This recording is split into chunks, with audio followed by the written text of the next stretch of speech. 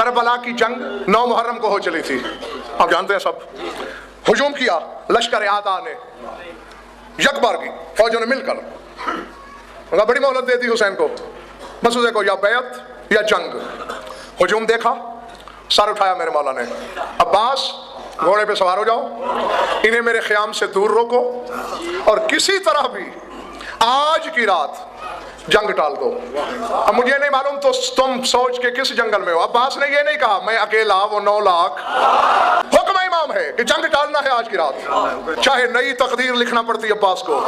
ہو ہی نہیں سکتا تھا کہ حسین کچھ چاہے اور عباس اس کی تعمیل نہ کرے.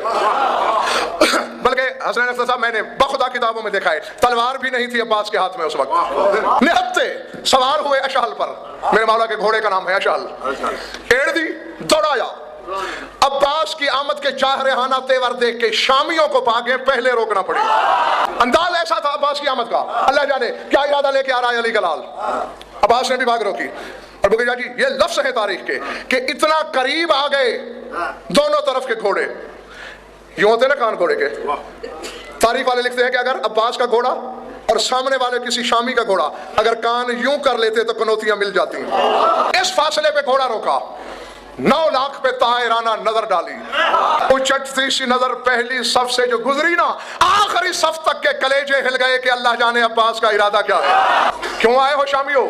شاہ اس مقام پر زین کو منبر سمجھ کے خطیب منبر سالونی کی شبیہ نے یہاں جو جملے بولے ہیں عباس نے خطبے کی صورت میں، فرماتے یاو اہل الشام یاو قطیبت الطواعت والیوم ویاو قطیت الاغنام ما حاضر الازدحام علی الکرام علی ذوی الشرف والمقام اذا تعرفون ابا عبداللہ علیہ السلام رضی العلم وفتیم الوحی وهو فرع الوسیل من الشجرة الطیبة الاصیل الذي سماه الجلیل وناغه جبرائیل وحرک مهده اسرافیل فاستشفى بمهده سلسائل الذي كان مشيه على جسد رسول الله اکثر من مشيه على الارض اجعلتم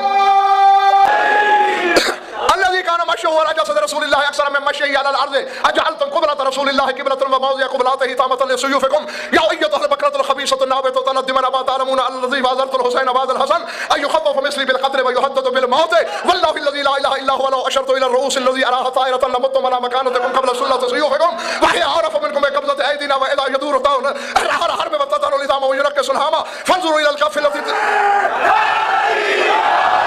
إذا يدور الحرب وتطهر النظام وينكس الهامة فانظروا إلى الكف التي تديرها نصاتكم لله ورسوله ليس على وجه الأرض عهد سيد شباب أهل الجنة سوى الحسين عليه السلام والله الذي لا إله إلا هو أريد أن أصل أرواحكم من أسيادكم لكننا سجية الكرم بيننا وبينكم هذه الليلة فكروا في هذا الأمر فستعلمون غدا أينا أقل ناصرا وأضعف عددا. سنا دو ترجمہ. شوق قطیبۃ الطاعات والیوم، الشورى پست کمینے خاندان کے گنے چنے لشکریوں.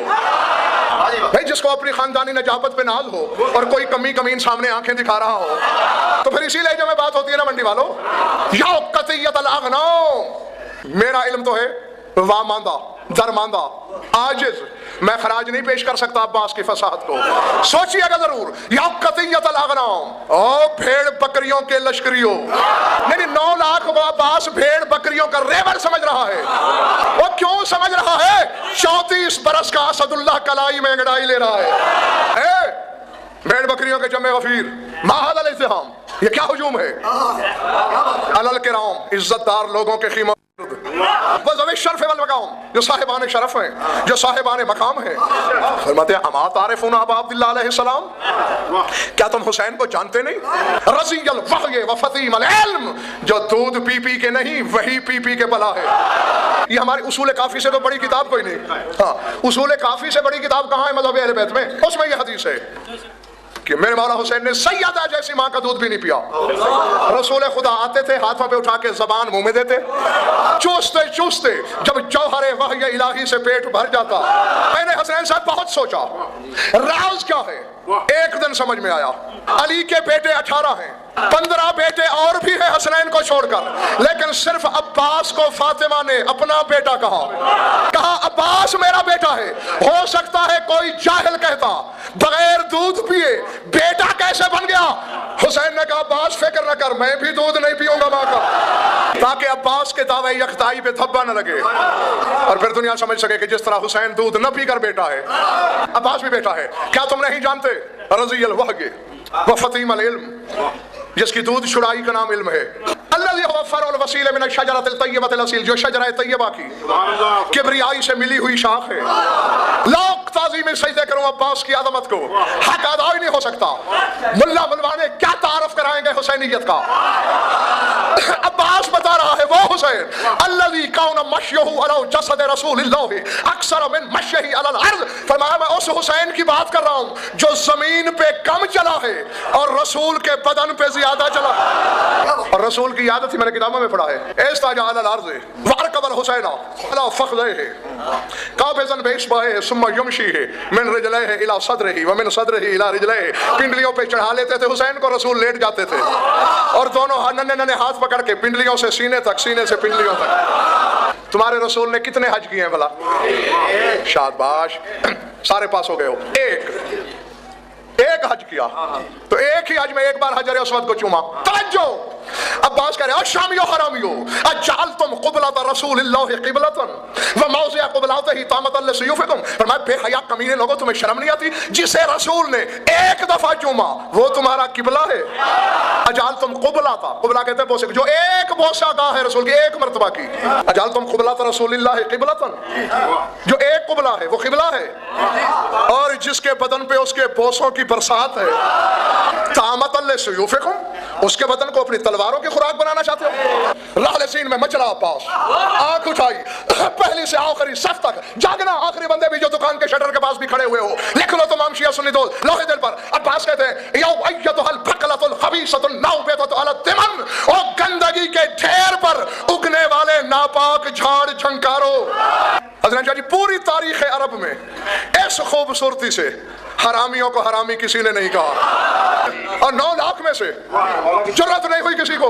اما تعلمون ان الذی وازرت الحسین بعد الحسن، کیا تم جانتے نہیں میں کل حسن کا وزیر تھا، آج حسین کا وزیر. کیونکہ جلدی میں نے خطبہ شروع کر دیا تھا نا، جب روکا تھا پہلے میرے مولا نے، تو شامیوں کی طرف سے عمر بن حجاج زبیدی لعین نے تھا، وہ درمیانی صفوں میں، اس نے اپنی دکان چمکانے کی کوشش کی تھی. ہٹ جاؤ عباس راستے سے ورنہ مار دیے جاؤ گے، آج ہم نے حسین سے فیصلہ کر کے رہنا ہے. تو جواب دے رہا ہے میرا مولا ایخوف مثلی بالقتل ویہدد بالموت، مجھ جیسے کو قتل سے ڈراتے ہو، مجھ جیسے کو موت کی دھمکی دیتے ہو، جس کے باپ نے ہمیں بچپن میں کھیلنا ہی موت سے سکھایا. فرمایا واللہ الذی لا الہ الا ہوا، قسم ہے اس ذات کی جس کے سوا کوئی معبود برحق نہیں. لو اشرت الى الرؤوس التي اراها طائرة لمت على مكانتكم قبل ثلة سيوفكم. فرمایا قسم اس ذات کی جس کے سوا کوئی معبود برحق نہیں، میں جن سروں کو کندھوں سے اڑتا ہوا دیکھ رہا ہوں، اگر میں ان سروں کی طرف اشارہ بھی کر دوں تو یہی کھڑے کھڑے مر جاؤ گے.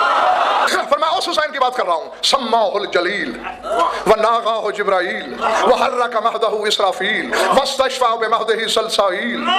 فرمایا اس حسین کی بات ہے جس کا نام رب جلیل نے رکھا، جسے لوریاں جبریل نے سلائیں، جس کا جھولا اسرافیل نے جھلایا، فرشتوں نے جس کے جھولے سے شفا مانگی.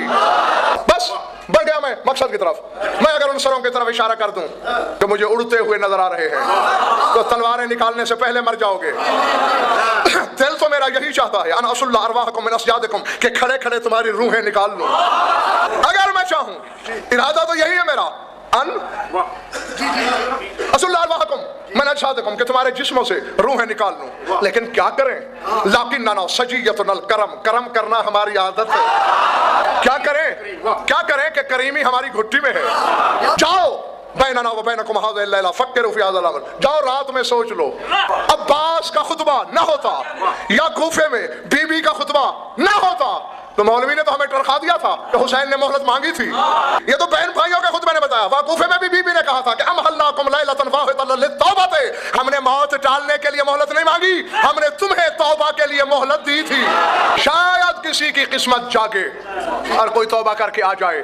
اور دیکھ لو جس کی جاگی تھی وہ آ نہیں گیا تھا، اور کی قسمت جاگی تھی نا وہ آ گیا. فرمایا جاؤ کل پتہ چلے گا. اور نقوی صاحب ذات واجب کی قسم ہے اگر بندش امر شبیر نہ ہوتی تو پھر کربلا کی تاریخ اس طرح نہ سنی جاتی جس طرح آپ سنتے ہو. تاکہ پاپوش علی چاٹ غضنفر ہو جائے، ورنہ رہ جائے گی بس مجمع پرانی.